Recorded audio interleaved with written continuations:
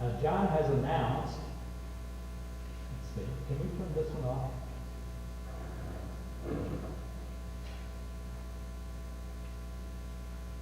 As our assistant minister, John, announced, this is the beginning of Advent. And as we think of Advent, what are some of the images? What are some of the thoughts that come to mind? What do you think of when you think of Advent? Blue. Blue. Yeah, the ears don't work quite as well as these. The color blue. And traditionally, blue talks about hope.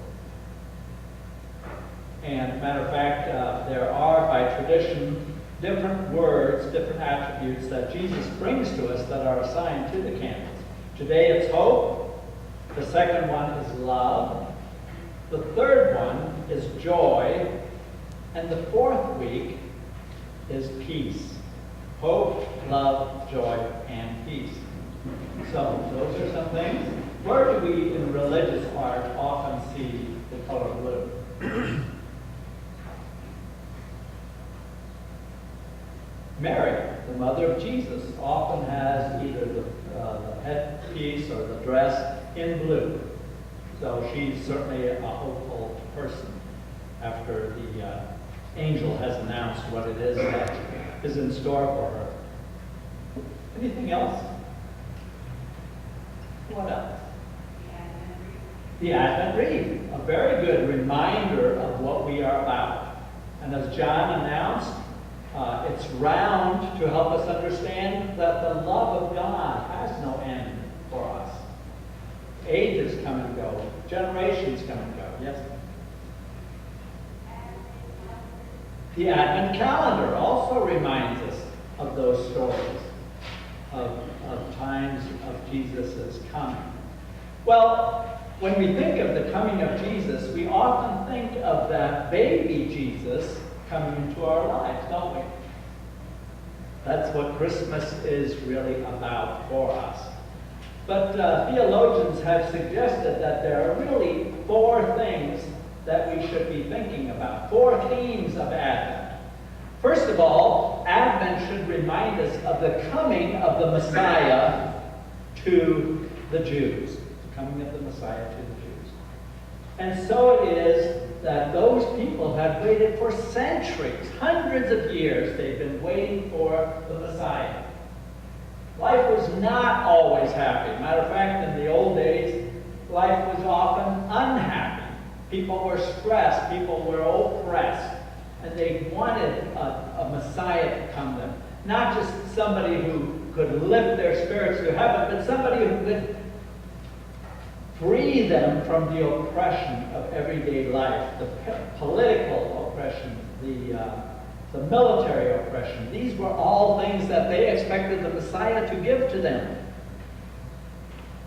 Another theme of Advent is that one that we think of so often, the coming of Jesus into the world at Bethlehem.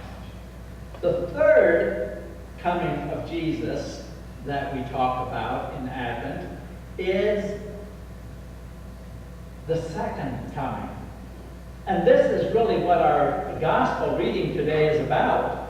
And it's not a pretty scene, is it? Distress, tragedy, signs of the earth in distress among the nations, confused by the roaring of the sea and the waves. We have seen just recently of tidal waves, of tsunamis, of earthquakes, of fires, floods, and drought throughout our country alone. So what is it that we should be expecting when we think of Advent, when we think of the second coming of Christ? He's been here, the physical Christ has been here, but Jesus himself talks about the Son of Man coming in a cloud to be with us. An interesting sentence for me is where Jesus tells us that this generation will not pass away until all things have taken place. And we say, well, we've had some of these things, but not all of them. So the second coming still hasn't been here. What does Jesus mean when he says these things will not happen. Heaven and earth will pass away, but my words will not pass away. And but this generation will not pass away. Well, he's talking to people 2,000 years ago. Haven't those people all passed away? Of course they have. They have. But theologians express to us that really what Jesus is saying here is that the generation to whom he speaks at the time of his return will not pass away until that second coming of Christ. So that for me was interesting. But the suffering is very important for us to recall. And St. Paul says in Romans 5, we also boast in our sufferings, Paul writes, knowing that suffering produces endurance, and endurance produces character, and character produces hope, and hope does not disappoint us, because God's love has been poured into our hearts through the Holy Spirit. That has been given to us. The Holy Spirit has been given to us. And we can defy, or at least we can ride through all these difficulties in our lives because God is with us. David Livingstone, who was a missionary to Africa, said this prayer: Lord, send me anywhere, only go with me.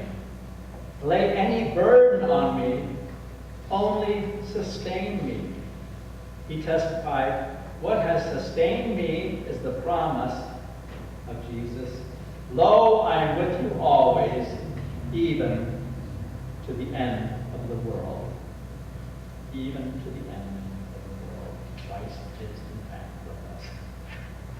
So we spoke of three things, three themes of Advent: the coming of the Messiah to the Jews, the coming of Jesus into the world at Bethlehem, the second coming of Jesus, which is spoken of in our gospel reading today. And then another theme is one that we want all of us to remember: the continual coming of Jesus into the hearts and lives of believers. Jesus continues to come through that Holy Spirit. Jesus comes to us continually. What are some examples? We kind of talked about this in some of those conversations we had.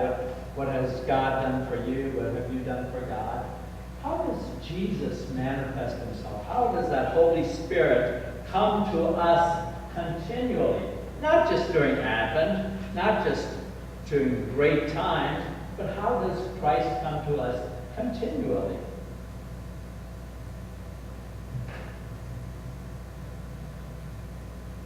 Yes?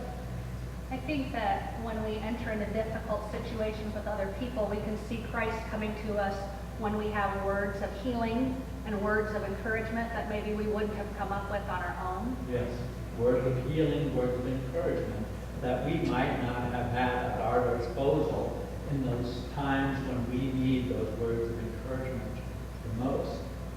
What else? How else does that Holy Spirit work in us and through us?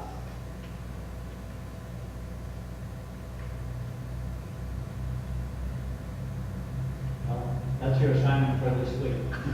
I have more. Yes! I think when we continually have that sense of mystery about who God is, and we say we don't have it all figured out, I think that's the Spirit working in us, prompting us to know Him better. Yes. And that's, Nikki has really given us an important point. Sometimes we think that as Christians who have gone to church all our lives, have done some reading and study, should have all the answers. But in fact, we do not have all the answers. But God continues to walk with us and give us people to interact with, gives us books to read, gives us all these things. You know, when we think in terms of books to read, we think of places in the world, even today, where people are not allowed to read what they want to read. People cannot search for the truth. because of political, military situations that forbid them to do that. So we say praise to God for that. Well, I'm looking over here at Nikki and Brian and Stone. We think in terms of a wonderful thing yesterday, right? What happened yesterday, Brian? I was just standing outside of Moline. Bethlehem Revisited. Bethlehem Revisited. How many have been to Bethlehem Revisited up here in Keats? All right, good number of you. If you have not done that, watch at the beginning of December for the next few years for a less cold, a less wet day. I mean, I went up in my muck boots to hear them. Naturally, was also a narrator in one of the scenes, and we were wonderful. Stone, you look positively angelic up there. And the reason I say that is because he played the part dressed with wings and white, and then a choir sang to us, and it was really lovely. So that's another way that we react and interact with each other. That God comes to us through plays and literature and skits, and we have those times when we can be promised that we have God at our side. The interesting thing is when we look at the working of Jesus and how he has said, look, we're looking forward to this second coming, that we think, well, that second coming hasn't happened for 2,000 years. Do I really need to rush home today and get my affairs in order? Is it likely? I mean, what are the odds that it's going to come this week? Well, again, the words are, be on guard so that your hearts are not weighed down, that you do not get caught unexpectedly like a trap. And that again, when we have that understanding, when we have that appreciation for what it is that Jesus was telling us and has told throughout the ages, that we can say, thanks be to God. Amen.